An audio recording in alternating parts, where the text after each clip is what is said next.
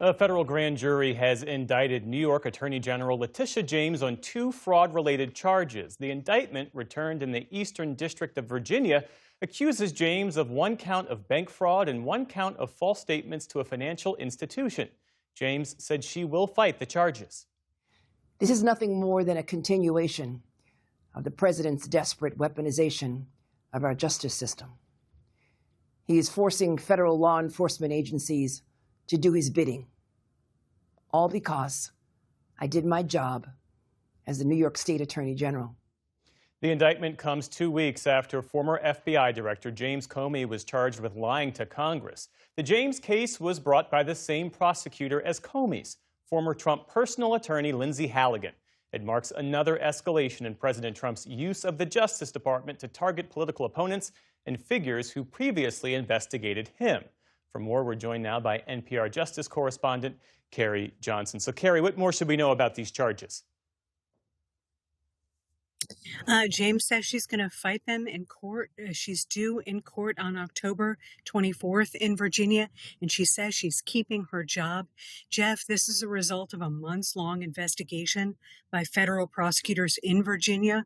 Earlier, a Republican career prosecutor had basically been forced out of his job after he concluded there was not enough evidence to indict Tish James on fraud charges related to this property she purchased in Virginia in 2020. Instead, as you noted, he was replaced by one of Trump's former personal lawyers who brought this case before the grand jury herself today.